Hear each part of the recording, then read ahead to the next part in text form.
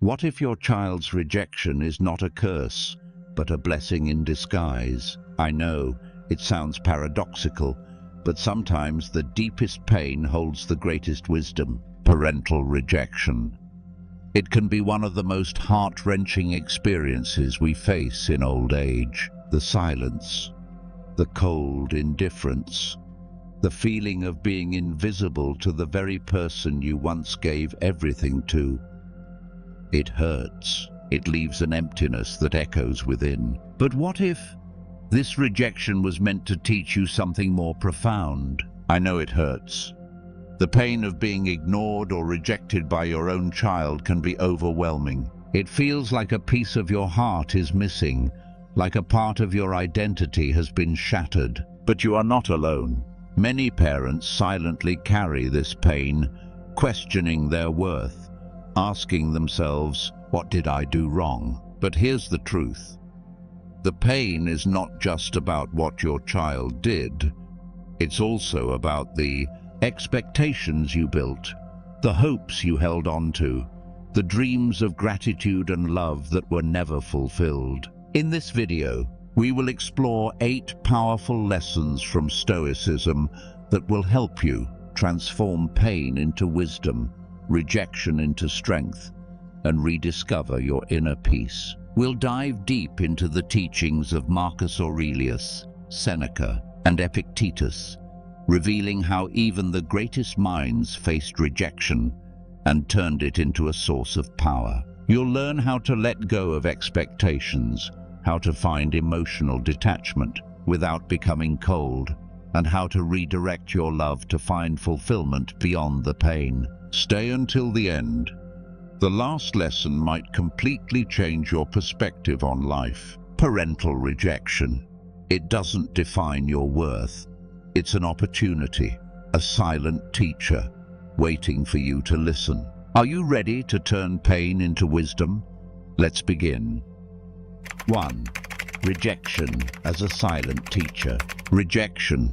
It cuts deep, especially when it comes from your own child. It shakes your very foundation, leaving you questioning your worth, your role as a parent, and even your purpose in life. You gave everything, years of sacrifice, love, and dedication, hoping for closeness and respect. But instead, you're met with silence, indifference, or worse, rejection. It's painful. It feels like betrayal, like the love you gave meant nothing. And it's easy to let that pain consume you, to see rejection as the end, a cruel punishment. But what if it's not? What if rejection is actually a silent teacher? A teacher meant to show you a deeper truth, to guide you toward inner strength, and to help you rediscover who you truly are. In Stoicism, Epictetus taught us, it's not events that disturb us, but our interpretation of them. Think about that. It's not your child's rejection that causes pain. It's how you perceive it, the meaning you give to it. Many parents feel this pain, but few talk about it. You are not alone. It's normal to wonder, what did I do wrong? Why don't they love me back? But the pain is not just about their actions. It's about the expectations you built, the hope that your love would be reciprocated, the dream of a perfect relationship, and the belief that their validation defines your worth. This is where Stoicism offers a powerful perspective. Rejection doesn't define you, it reveals you. It exposes the attachments and expectations you hold. It shows you where you've placed your sense of self outside of your control. Consider this.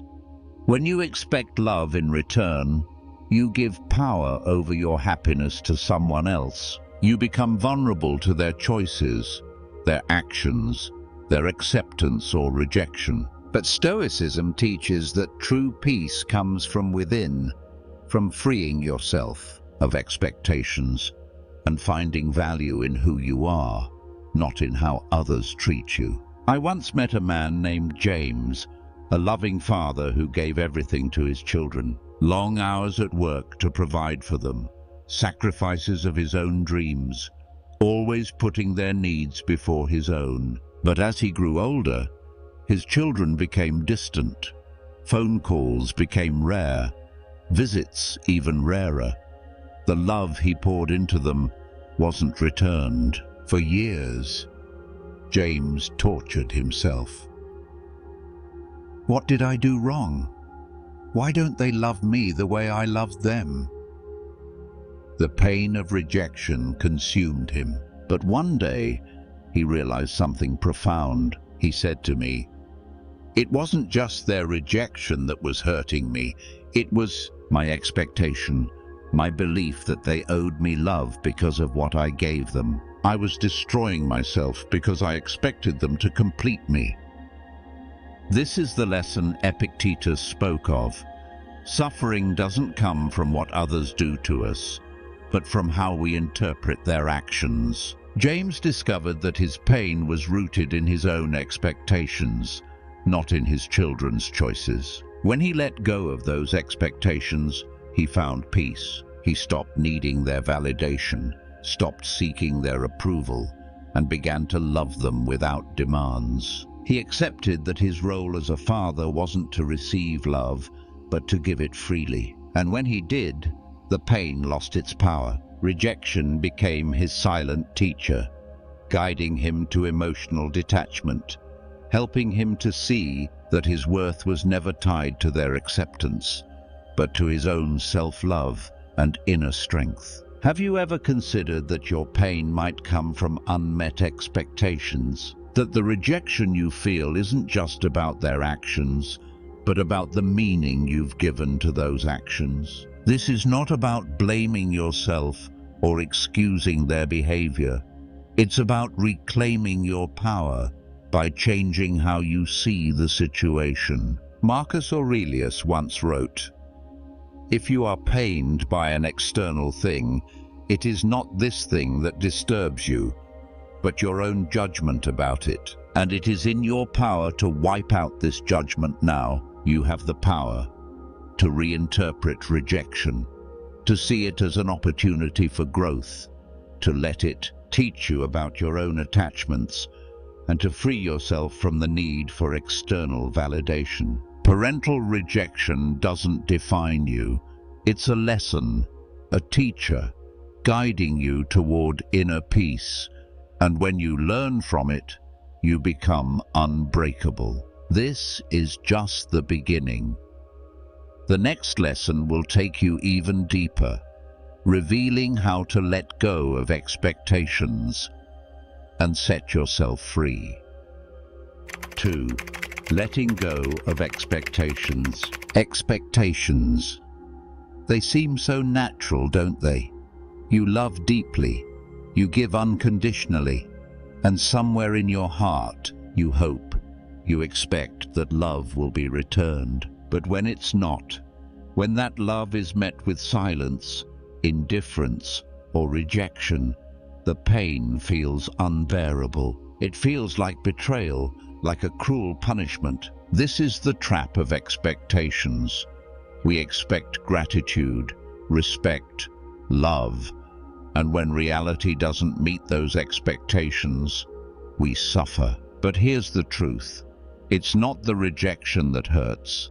It's the expectation of love in return that causes the pain. Epictetus said, "It's not events that disturb us, but our interpretation of them. It's not the actions of others that create suffering.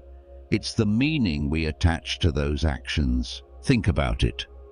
If you didn't expect anything in return, if you loved freely, without demands, without conditions, could they truly hurt you? Expectations create attachment to outcomes we cannot control. And when those outcomes don't happen, we feel rejected, we feel unloved, we feel unworthy. But what if you could let go of those expectations?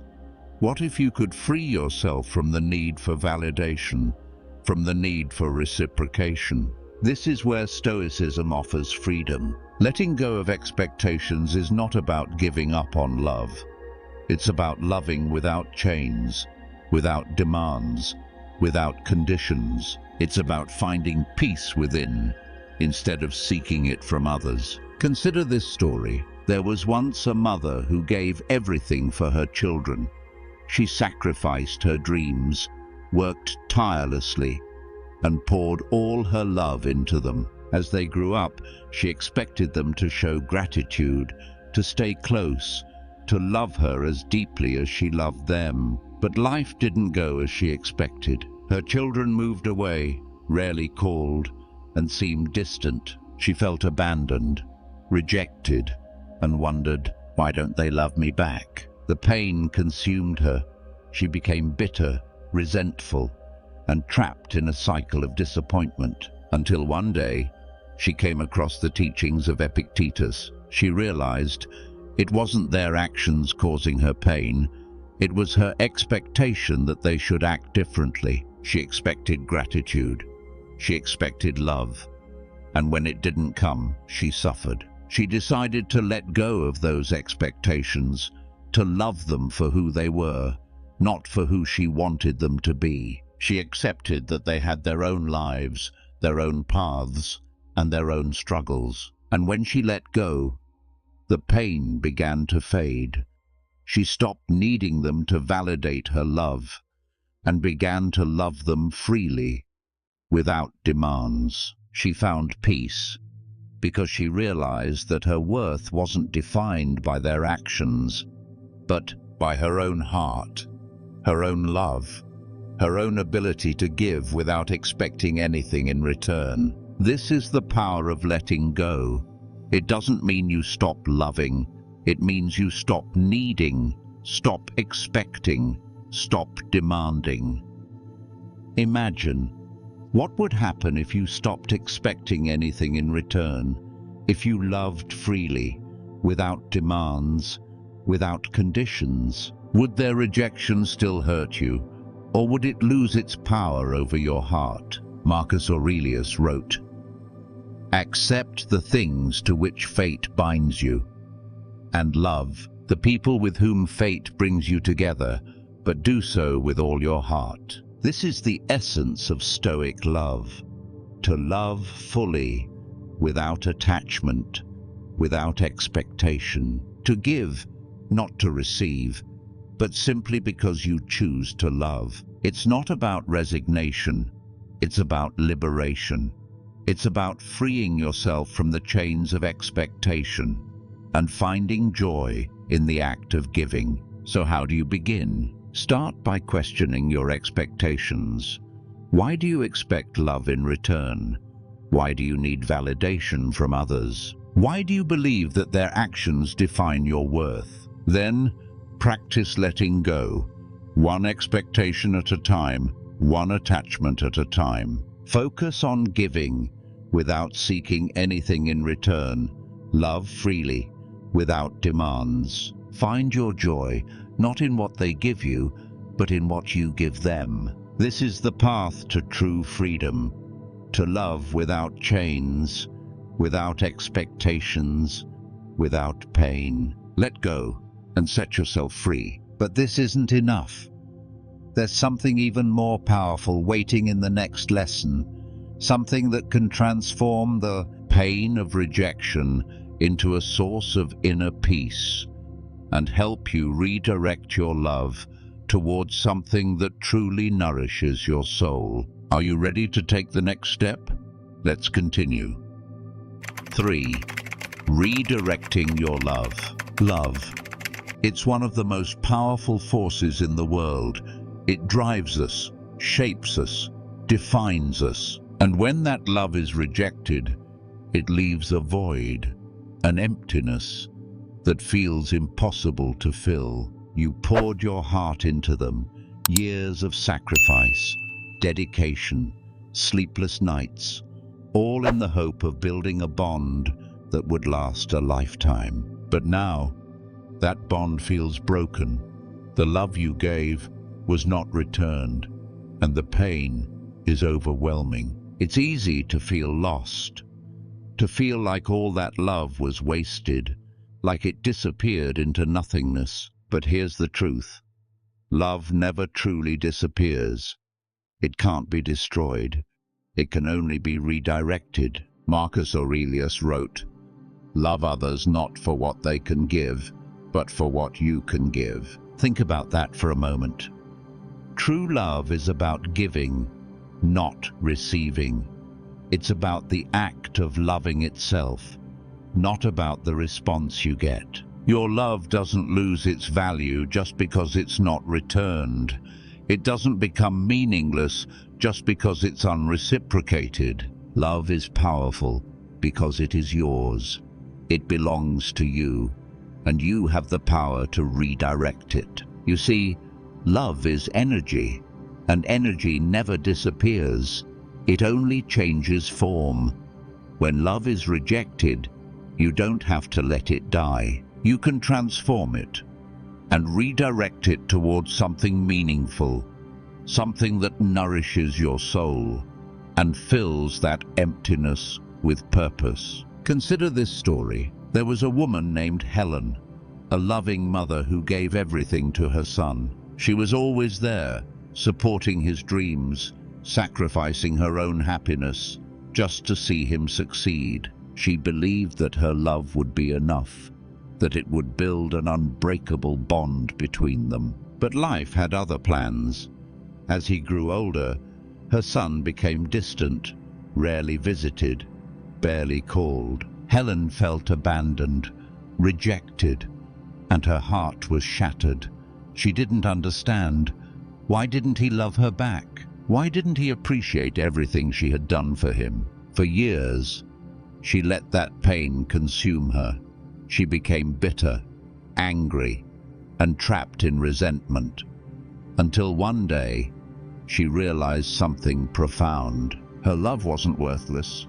It was simply misplaced. She was pouring all of her love into a place that couldn't receive it, and that was destroying her. So she made a choice to redirect her love. She started volunteering at an animal shelter, caring for abandoned pets who needed love, who needed comfort, who needed her. The love she once gave to her son, she now gave to these animals. And in return, she found a new purpose, a new sense of belonging, a new source of joy. She didn't stop loving her son. She just stopped needing his love in return. She let go of her expectations and found peace in the act of giving, without demands, without conditions. Helen discovered that love doesn't lose its power when it's redirected. It multiplies, it grows, it heals. This is what Marcus Aurelius meant: to love for the sake of loving, not for what you receive, but for what you give. Imagine if you redirected your love, instead of letting it consume you. If you chose to give without needing anything in return. Who or what else deserves your love and attention right now? It could be a friend, a sibling, a neighbor, or even a stranger in need. It could be a cause you care about, a passion you've neglected, or even yourself. Yes, yourself. Redirecting love isn't just about giving it to others. It's about giving it to yourself. Self-love. It's not selfish. It's necessary. Because if you can't love yourself, how can you truly love anyone else? What would happen if you redirected that love inward? If you started taking care of yourself, nurturing your own soul, healing your own wounds? Epictetus said, "No man is free who is not master of himself." To be free, you must reclaim your love and use it to strengthen yourself, to build your own happiness, to fill your own heart. Redirecting your love doesn't mean giving up on your child. It means freeing yourself from the pain of needing their approval. It means choosing to love without conditions, without expectations, without demands. Because love, real love, is about giving. It's about becoming the source, not the seeker. It's about transforming pain into purpose, rejection into resilience, and emptiness into fulfillment. So, where will you redirect your love? Who or what deserves your heart today? Love is energy. It doesn't disappear. It only changes form. And when you redirect it, you change, you grow, you heal. Redirect your love and set yourself free. But there's more. The next lesson will show you how to find peace by letting go of emotional attachments and discovering the power of emotional detachment. Are you ready to take the next step? Let's continue. 4. Finding inner peace through emotional detachment. Emotional pain. It can be one of the heaviest burdens we carry, especially when it's caused by someone we love, someone we trusted, someone we never expected to hurt us. Parental rejection. It cuts deeper than most pains. It shakes your sense of identity, your worth, your very existence. You gave them everything: love, care, sacrifices, and yet they turned away. The natural response is to feel betrayed, wounded, broken. To let that pain consume you, to believe that their rejection defines you, defines your worth.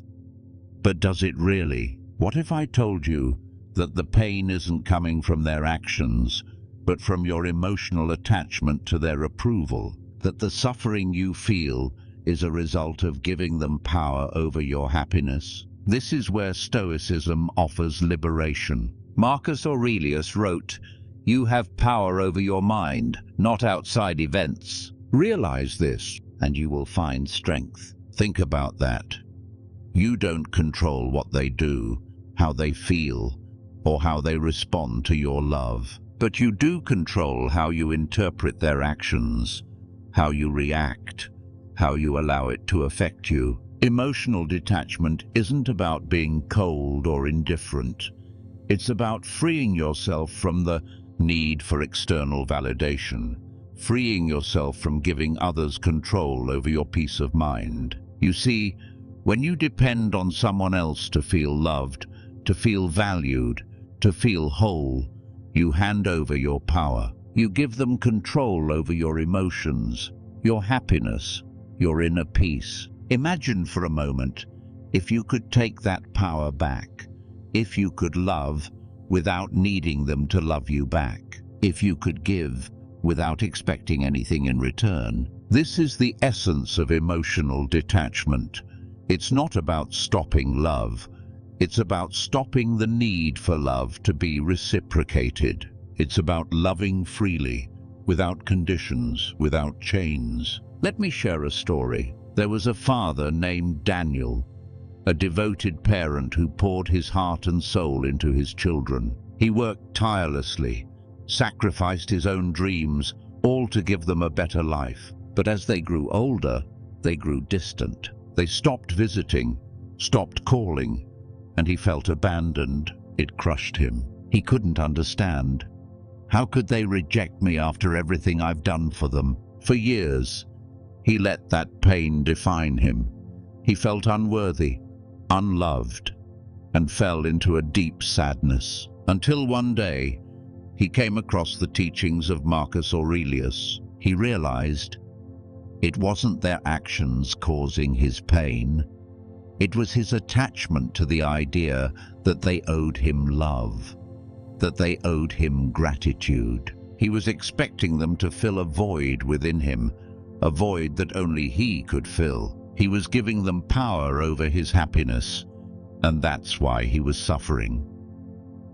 Daniel decided to take his power back. He let go of his expectations, let go of his need for their approval, and began to love them freely, without conditions. He continued to call, continued to visit, but he no longer needed them to call back or to visit him. He accepted them as they were and focused on his own inner peace. By practicing emotional detachment, Daniel found freedom. He realized that his love was enough, that his worth wasn't defined by their actions, but by his own heart, his own mind. This is what Marcus Aurelius meant. You have power over your mind, not outside events. When you master your mind, you master your emotions, and no one can take that away from you. Emotional detachment doesn't mean you stop caring. It means you stop clinging. You stop needing others to act a certain way in order for you to be happy. Ask yourself, how much control are you giving away to others over your happiness? What would happen if you took that control back? If you stopped needing them to validate your love, your worth, your existence? Epictetus taught, make the best use of what is in your power and take the rest as it happens.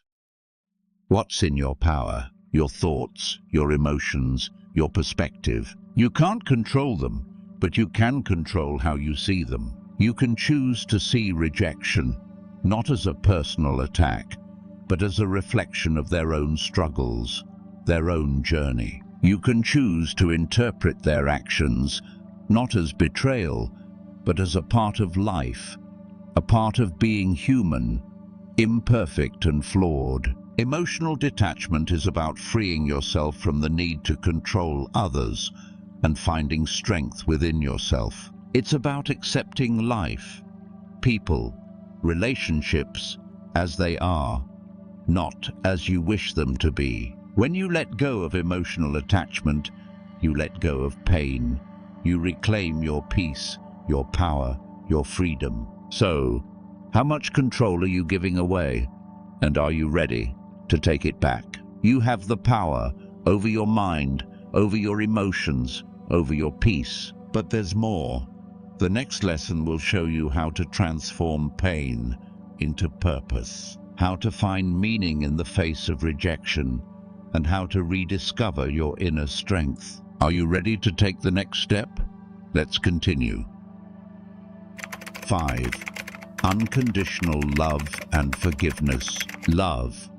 It's the most beautiful yet most complicated emotion. We give it freely, yet expect it in return. We invest our hearts, our souls, our very being, hoping that our love will be appreciated, reciprocated, valued. But what happens when it's not? What happens when the very people you love, the people you sacrificed for, turn away? When they reject you, ignore you, or fail to acknowledge the love you poured into them? The natural reaction is pain. Deep, aching, emotional pain. And with that pain comes resentment, anger, bitterness. You feel betrayed, abandoned, hurt. You begin to question yourself, your worth, your value. How could they do this to me after everything I've done for them? This pain, this bitterness, it consumes you. It keeps you trapped, unable to move forward, unable to heal. But what if you could set yourself free? What if the key to freedom is to love them without needing them to love you back? Marcus Aurelius wrote, "The best revenge is to be unlike those who wrong you." Think about that. To rise above, to love, even when you're not loved in return. Unconditional love. It doesn't demand. It doesn't cling. It doesn't seek validation. It simply loves. Loving unconditionally doesn't mean tolerating disrespect or accepting mistreatment. It means choosing to love without needing anything in return. It means freeing yourself from the chains of expectation. Expectations. They are the root of our suffering.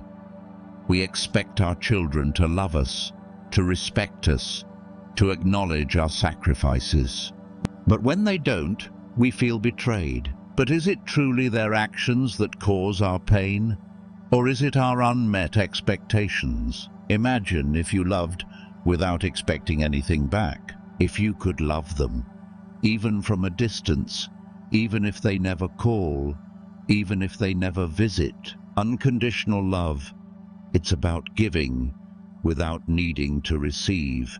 It's about loving for the sake of love itself. Consider this story. There was a father named William, a loving man who devoted his life to his children. He worked long hours, sacrificed his dreams, just to give them a better life. But as they grew older, they grew distant. They rarely called, rarely visited, and William felt abandoned. He couldn't understand. How could they do this to me after everything I've done for them? The bitterness grew.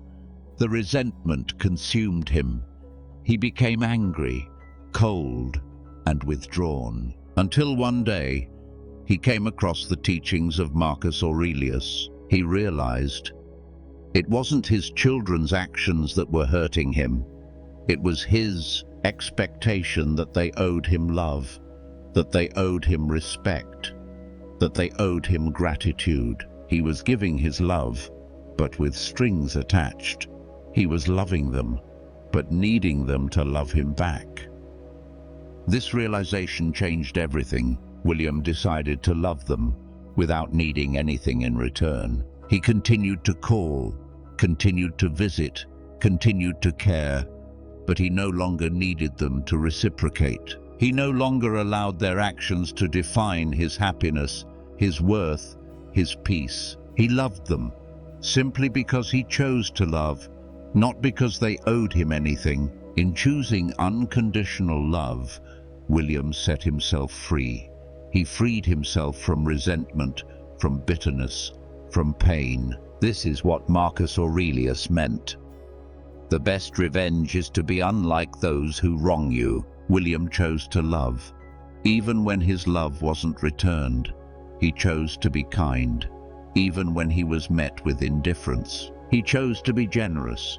Even when he received nothing in return. Unconditional love, it's the highest form of strength. It's the purest form of freedom. It's loving, not because you need to be loved back, but because love is who you are. Forgiveness, it's the other side of unconditional love.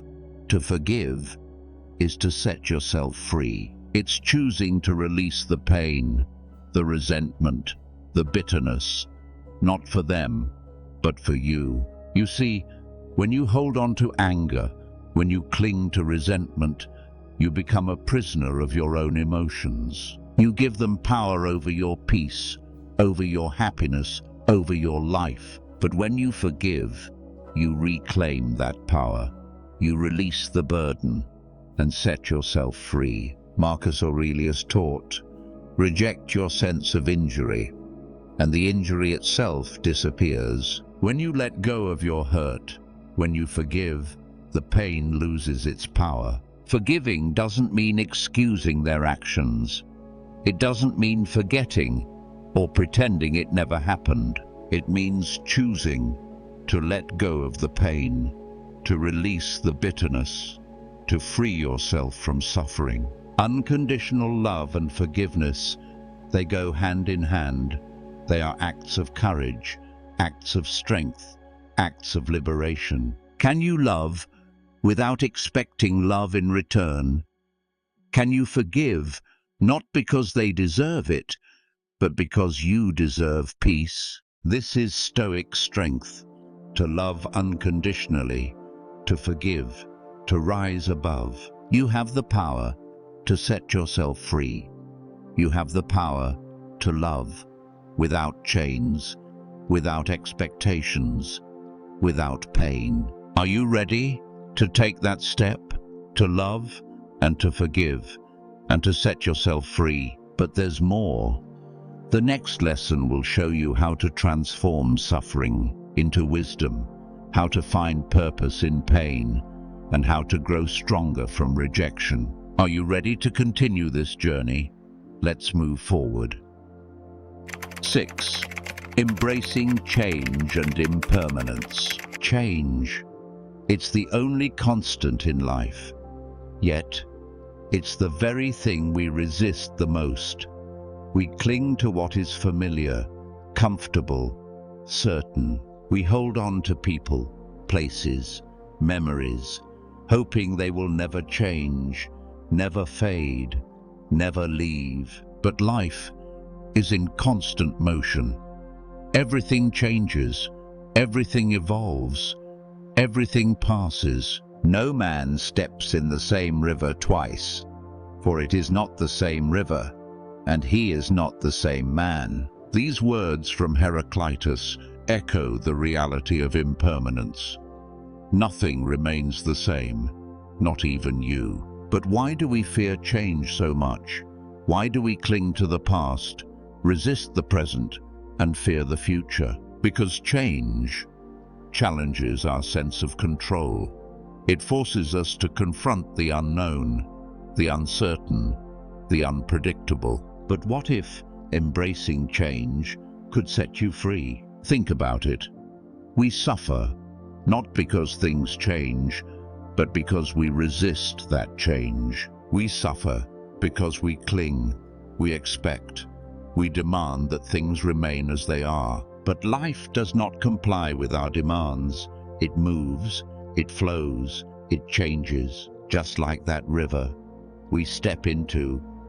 It's never the same river, and we are never the same person. Marcus Aurelius understood this. He wrote, "Loss is nothing else but change, and change is nature's delight." Change is not the enemy.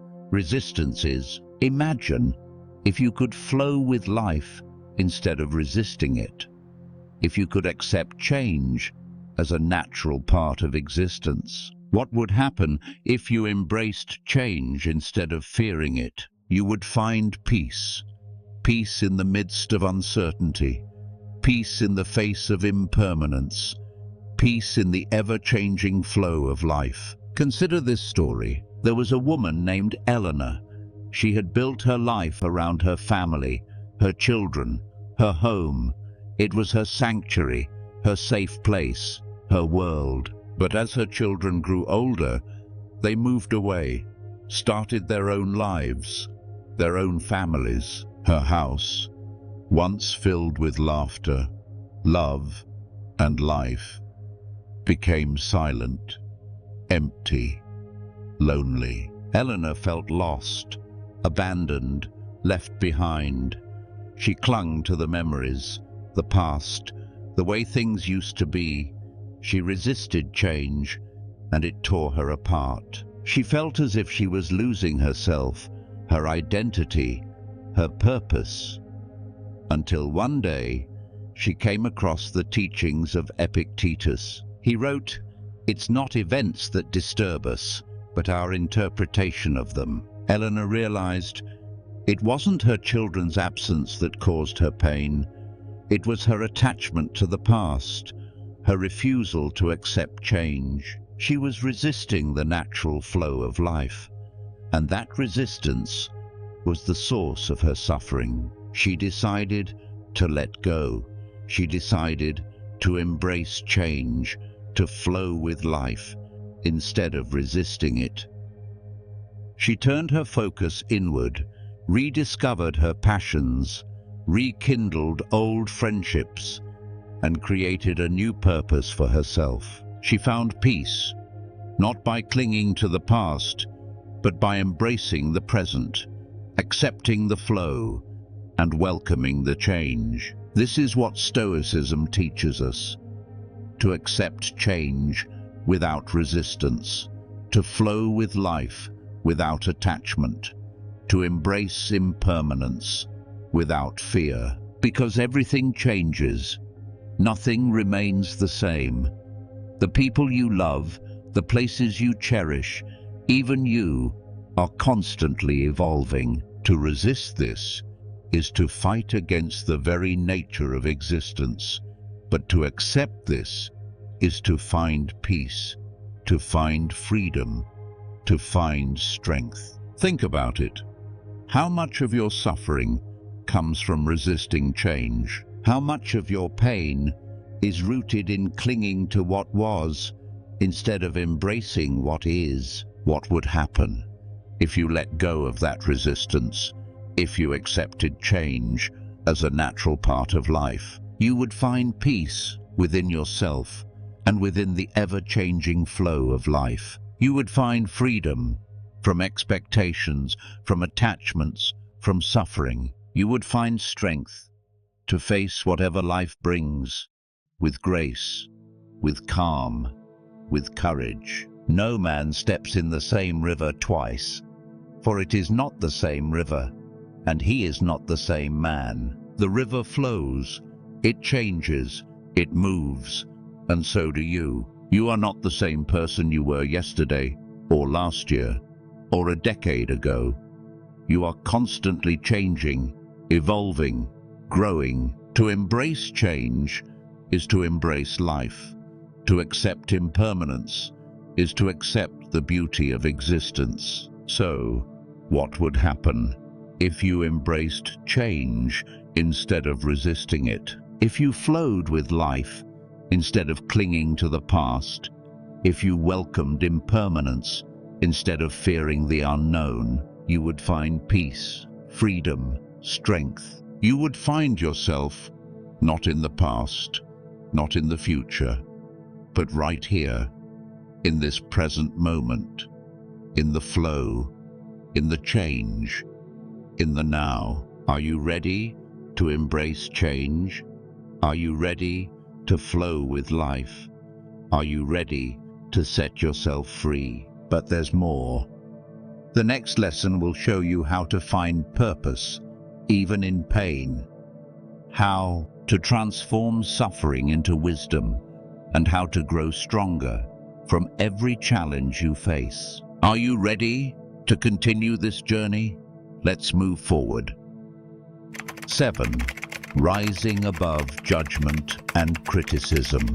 Judgment, criticism, they are unavoidable.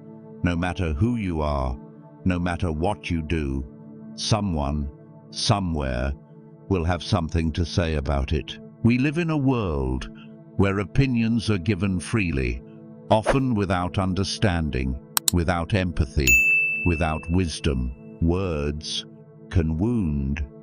They can cut deeper than swords. They can linger, echoing in your mind, poisoning your peace, stealing your serenity. But whose words are you giving power to? Whose opinion are you letting control your happiness? Marcus Aurelius once wrote, "Do not let the opinions of others become your thoughts." Think about that. How often do we let someone else's judgment become our own inner critic? How often do we let others dictate how we feel about ourselves? But here's the truth. The opinions of others are not facts. They are just opinions, thoughts shaped by their own experiences, their own fears, their own insecurities. Their judgments are reflections of them, not of you. Imagine this. A man is walking along a beach, collecting seashells. He sees one, glistening in the sand, beautifully shaped, shimmering in the sunlight. To him, it is perfect, a treasure. But another man walks by and scoffs. Why would you pick up that shell? It's worthless, just a broken piece of nothing. The shell did not change. Its value did not change. Only the opinion of the observer changed. This is how judgments work. They don't define you. They don't change who you are. They only reveal the perspective of the one who judges. You are the shell. Your value does not change because someone else cannot see it. Epictetus said, "It's not what happens to you, but how you react to it that matters." Judgment, criticism, rejection, they are outside events. You cannot control them, but you can control how you respond to them. Do you let them poison your peace? Do you let them control your thoughts?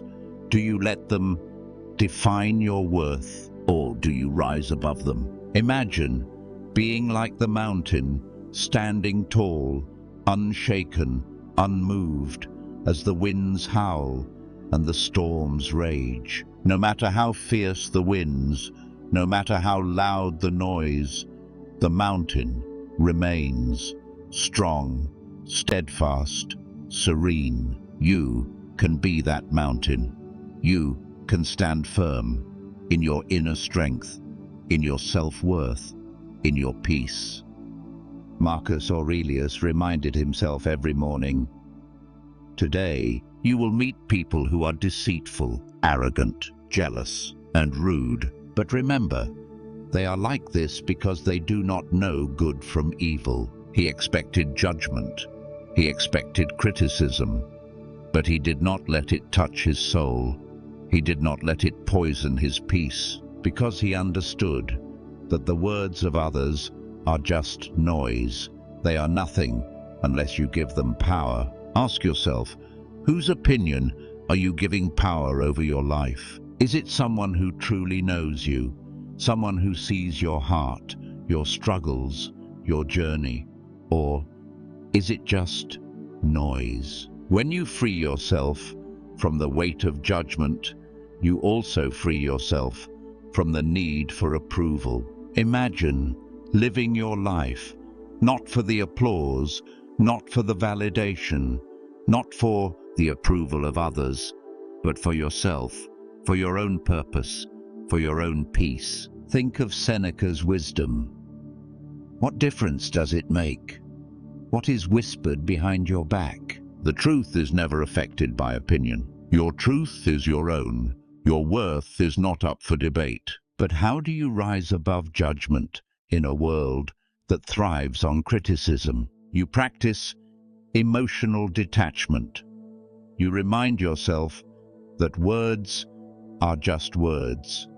They have no power unless you give them meaning. You become the mountain, unshaken, unmoved, grounded in your own truth, your own worth, your own peace. You choose whose words you let into your mind.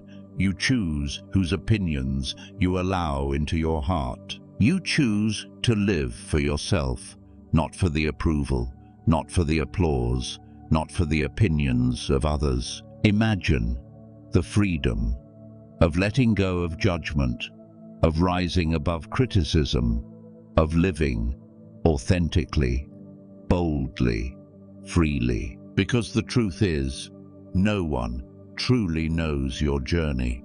No one truly understands your heart. No one walks in your shoes. So why give them the power to define your worth? Why allow their noise to disturb your peace? Marcus Aurelius asked, "If you are pained by external things, it is not they that disturb you, but your judgment of them. And it is in your power to wipe out that judgment now. The power is in you. The choice is yours. Will you rise above the noise? Will you stand firm in your peace? Will you be the mountain?" But this isn't the end. There is one more lesson, one that reveals the ultimate power in turning pain into purpose and transforming rejection into wisdom. Are you ready to discover the final piece of this journey? Let's continue. 8. Redefining your purpose in later life. Rejection, loss, change. They can leave you feeling empty, purposeless, questioning your very existence. When the roles that once defined you fade away, when the relationships that once anchored you drift apart, what's left? Who are you? Beyond the titles, beyond the expectations, beyond the love that was never returned. You may feel lost, abandoned, insignificant. But here's the truth. Your value does not depend on how others see you. It does not depend on the roles you once played or the love you once gave. Your purpose is not over. It is merely waiting to be redefined. Marcus Aurelius wrote, "The happiness of your life depends on the quality of your thoughts." If your thoughts tell you that you are worthless, that you have no purpose, that your life is over, then that becomes your reality. But if you choose to believe that this stage of life is an opportunity, a new beginning, then that becomes your truth. Imagine standing at the edge of a vast ocean, waves crashing against the shore, endlessly changing, endlessly moving. You are that ocean. You are not defined by a single wave or a single chapter of your life. You are infinite, boundless, capable of transformation. No one can take away your power to redefine your purpose. Seneca once said, "As long as you live, keep learning how to live. Life does not end. When a role ends, when a relationship ends, when love is not returned, life continues. Purpose evolves. You may no longer be the caregiver, the provider, the protector, but you are still a soul with wisdom, with love, with potential. What if, instead of mourning what was lost, you embraced what is yet to be discovered? What if, instead of seeing rejection as an end, you saw it as a new beginning? Imagine exploring passions you never had time for, learning new skills, nurturing new relationships, giving back in ways you never thought possible. Imagine finding joy in the simple things, in learning, in growing, in loving. Not because you need to be loved back, but because love is who you are. Take the story of Helen, a woman whose children drifted away, whose role as a mother no longer defined her days. She felt lost, purposeless, until one day she picked up a paintbrush. What started as a way to fill her time became a journey of self-discovery, a new purpose, a new identity. Her paintings told stories. Her heart found peace, and she realized that her value was never tied to her role as a mother, but to her essence as a creator. Helen chose to redefine her purpose, not by looking back, but by looking within. You have that same power. Your purpose is not defined by others, by their acceptance or rejection, by their love or absence. Your purpose is defined by you, by the meaning you choose to create, by the value you choose to give, by the love you choose to share. Think about this. If your worth is not tied to a role, if your value is not tied to another's love, then who are you truly? What gifts do you have to share? What passions are waiting to be explored? What purpose is calling to you right now? Marcus Aurelius reminded himself, "You have power over your mind, not outside events." Realize this and you will find strength. Your mind is your most powerful tool. It can imprison you in the past, in the pain, in the rejection, or it can free you to create, to learn, to love, to live. Redefine your purpose by choosing to see this stage of life as a new beginning. Choose to learn, to grow, to give.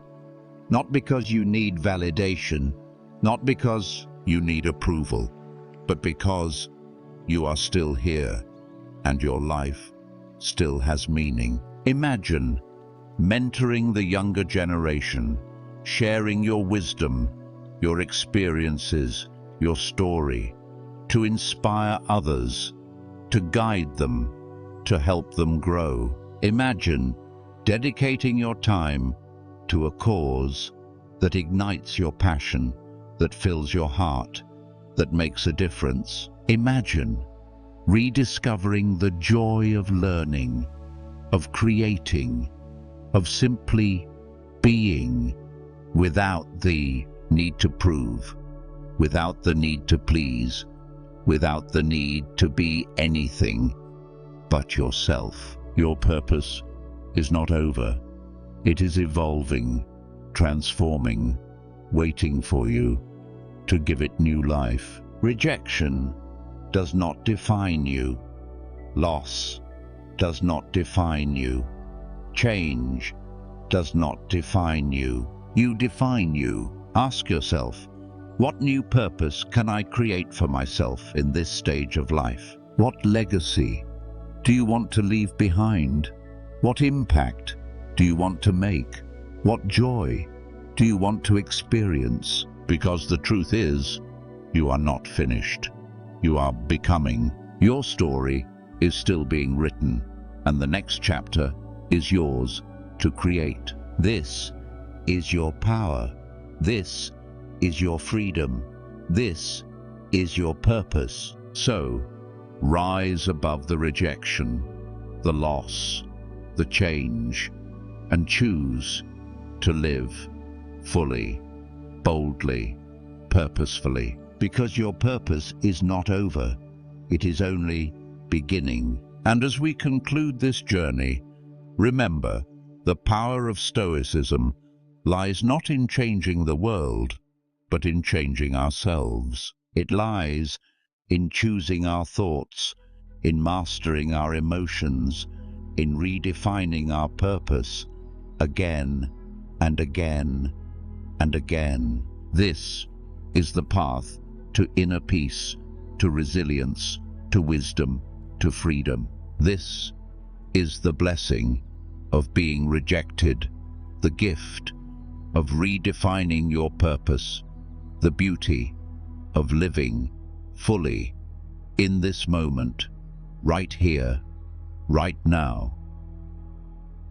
As we come to the end of this journey, let's reflect on what we've learned. Rejection, something that can break the spirit, make you question your worth, and leave you feeling abandoned. But through the wisdom of Stoicism, we've uncovered a profound truth. Parental rejection does not define your value. It is not a measure of your worth.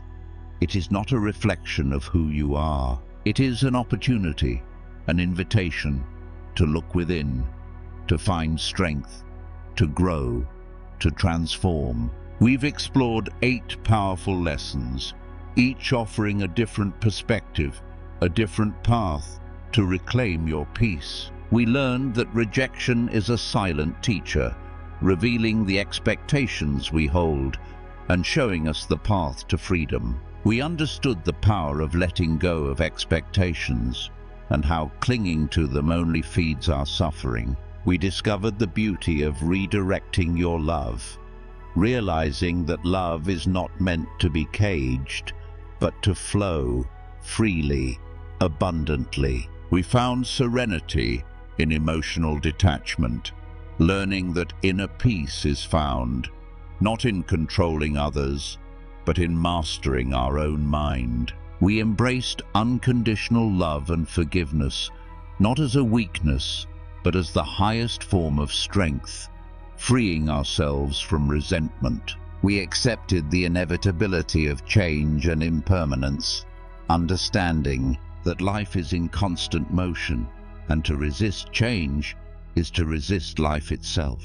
We learned to rise above judgment and criticism, remembering that the opinions of others are merely reflections of their own fears and limitations. And finally, we discovered the power of redefining your purpose in later life, realizing that rejection is not an end, but a new beginning, a chance to create, to learn, to love once again. These lessons are not just words, they are keys to unlock a life of freedom, strength, and inner peace. Parental rejection does not define your worth.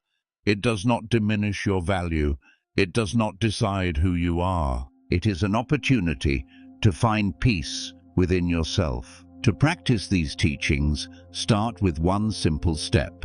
Let go of one expectation today, just one, and notice how it lightens your heart, how it frees your mind. Redirect your love to something that brings you joy, a passion, a cause, a person who values you. Embrace change, no matter how uncomfortable, and see it as a door to new beginnings. Rise above judgment by remembering that no one truly knows your journey but you. And most importantly, redefine your purpose, not based on what you have lost, but on who you are becoming. If this video helped you see rejection in a new light, if it resonated with your heart and offered you a path to peace, give it a thumbs up.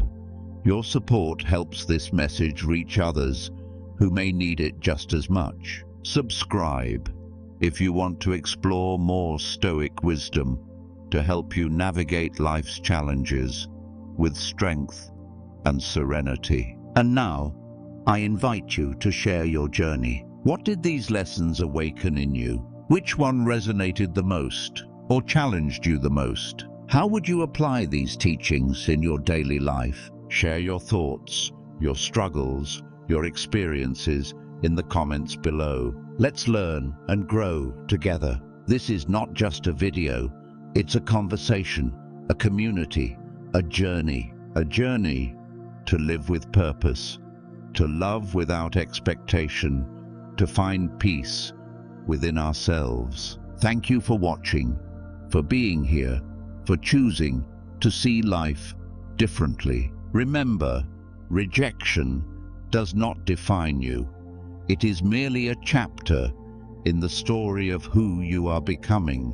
Until next time, continue to live with wisdom, love with courage, and find peace within. And as always, stay strong, stay serene, and keep walking the path of the Stoic.